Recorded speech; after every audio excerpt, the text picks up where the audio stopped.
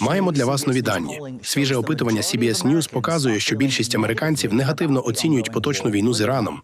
Подивіться, 43% вважають, що конфлікт відбувається дуже або скоріше добре, тоді як 57% кажуть, що він іде дуже або скоріше погано. 62% наразі не схвалюють дії президента Трампа щодо цієї ситуації. Рейтинги пробивають дно. Війна не має чіткої цілі. Економіка під тиском. Політика Дональда Трампа щодо Ірану, яка мала стати демонстрацією сили, перетворюється на головну проблему його президентства. Американці кажуть нам, що бачать економічний вплив війни, починаючи з цін на бензин, значно зросла частка тих, хто вважає, що ціни підвищуються. Якщо подумати про короткострокову і довгострокову перспективу, так, вони бачать зростання цін у короткостроковій перспективі. Але важливо й те, що вони думають про довгострокову. Американці не лише проти війни, вони не розуміють її сенсу. Зростання цін, страх рецесії і відсутність чітких цілей – усе це б'є по довірі до Білого дому. Вони вважають, що ціни залишаться високими і надалі через війну. Це пов'язано з тим, що 2/3 вважають цю війну радше війною вибору, а не необхідності. Також у наших економічних прогнозах зросла кількість тих, хто очікує, що економіка Америки протягом наступного року сповільниться або навіть увійде в рецесію. Це щодо економічного впливу. Тепер подивімося на військовий аспект і цілі. Ми бачимо, що зростає кількість американців, які вважають, що адміністрація Трампа досі чітко не пояснила, які саме цілі Сполучених Штатів. На цьому тлі ми запитали людей, що, на їхню думку, американці мають робити, що є важливим. Війна, яку вважають необов'язковою, найгірший сценарій для президента, особливо коли вона починає бити по кишені виборця. І не видно, щоб ситуація швидко вирішилася, кажуть аналітики. Гадаю, іранцям певною мірою подобається спостерігати за тим, як Америка, а саме президент Трамп, опиняється у складному становищі через шкоду, якою вони завдають світовій економіці, перекриваючи Ормузьку протоку та погрожуючи різними наслідками, якщо американці і ізраїльтяни вирішать ескалувати ситуацію. Це не означає, що вони не зацікавлені в угоді. У якийсь момент найближчим часом, думаю, вони таки зацікавлені в домовленостях. Але водночас вони, ймовірно, з тривогою спостерігають за морськими піхотинцями та іншими силами, які прямують до Перської затоки. І так само нервово оцінюють економічні наслідки для себе. Вони готові продовжувати боротьбу, якщо буде потрібно, і не підуть на вигідні поступки легко. Іран не просто чинить опір, він використовує кризу як інструмент тиску. Закриття Ормузької протоки б'є по глобальній економіці і по репутації Трампа. Він із самого початку казав, що війна триватиме приблизно 4 тижні. Зараз уже 4-й тиждень, ринки нестабільні, а ціни на бензин зростають. Схоже, президент Трамп намагається знайти шлях до завершення. Президент, який обіцяв швидку перемогу, тепер шукає вихід. Кінцева мета президента, його політичні цілі залишаються такими ж невизначеними і неясними, як і раніше. Ключова проблема – відсутність стратегії. Навіть союзники не розуміють, чого саме хоче досягти Вашингтон. Адміністрація, очевидно, вступала в цю війну, вважаючи, що це буде операція на 2-3 дні, максимум 4, із обезголовлюючими ударами в перший день, спрямованими на ліквідацію верховного лідера та інших іранських керівників. А далі, як це називали під час іракської кампанії 2003 року, шок і тріпет. Це мало б призвести до краху режиму і змусити його просити про умови, або водночас спровокувати народне повстання. Насправді ж, такого сценарію ніхто не планував. Очевидно, я не думаю, що Трамп переймається безпекою Європи. Вважаю, що НАТО фактично мертве. Ми бачили це на прикладі його заяв щодо Гренландії, а також його риторики про європейських союзників, попри те, що ми підтримували США в Афганістані та Іраку. Він говорить, що ми нічого не зробили, що ми боягузи. І якщо подивитися на цю війну, на атаку США на Іран разом із Ізраїлем, не було жодних консультацій із західними партнерами. Попри те, що це явно суперечить інтересам багатьох країн Заходу – Японії, Південної Кореї, великих імпортерів енергоносіїв із Близького Сходу, а також самої Європи. США тепер сприймають виключно як непередбачуваного союзника, говорять експерти. Ми неминуче спираємося на цю історію, розуміючи, наскільки наша свобода пов'язана з втручанням американців у минулому столітті. Наші відносини залишаються дуже міцними, але, на жаль, після виходу з Афганістану, який відбувся без будь-яких консультацій, а ви пам'ятаєте, що ми увійшли до Афганістану на прохання американців, які задіяли статтю 5 НАТО, вони вирішили піти, не поінформувавши нас.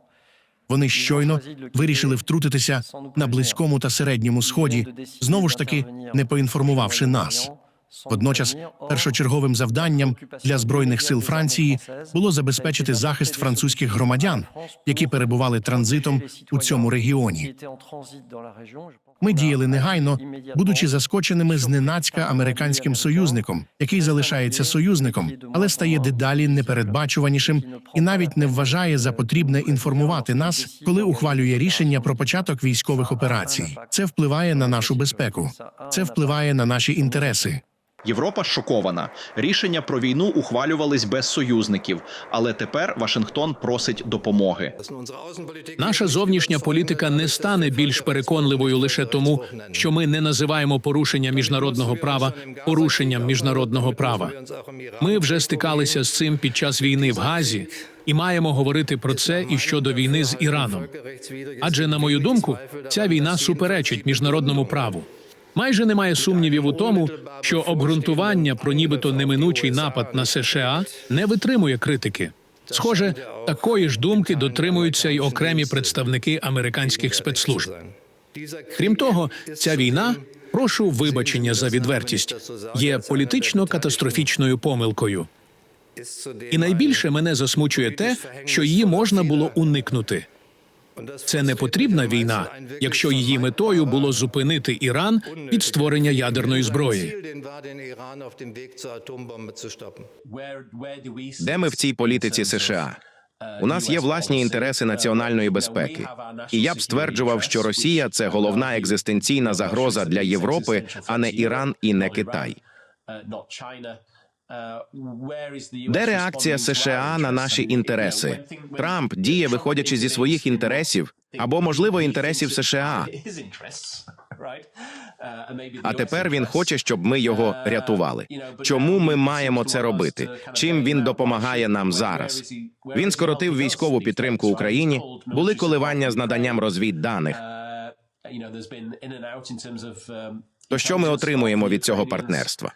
Думаю, багато хто зараз ставить це питання. Ціна цієї політики не лише Близький Схід. Україна також стає заручником американських політичних ігор. Наш головний важіль – це союзники.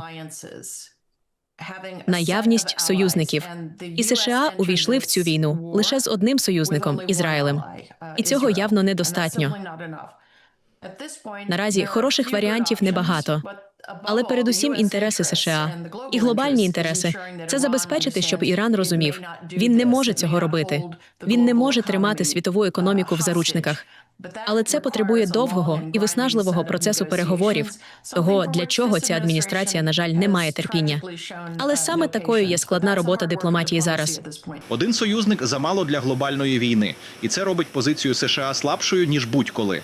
Якщо США зможуть нав'язати свої умови, адже зараз лише США можуть оголосити про перемогу, тоді як інші дві сторони цього зробити не можуть, тоді можна буде зупинити процес, який уже перейшов від просто збоїв до структурних пошкоджень, на відновлення яких підуть роки.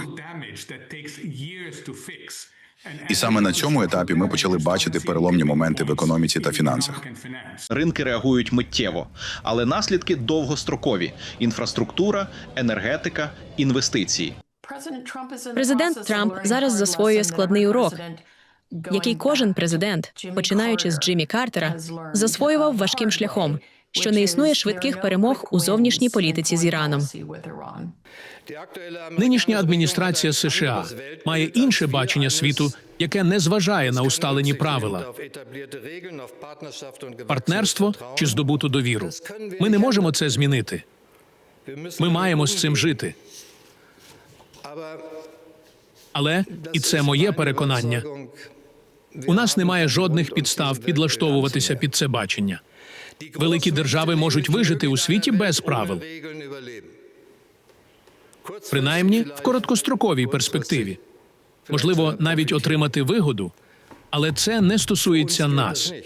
Так само, як я вважаю, що у відносинах із Росією вже не буде повернення до ситуації до 24 лютого 2022 року, так і в трансатлантичних відносинах не буде повернення до того, що було до 20 січня 2025 року. Розрив занадто глибокий, а втрата довіри до американської наддержавної політики очевидна не лише серед наших союзників, а й, як ви бачите, не гірше за мене у всьому світі.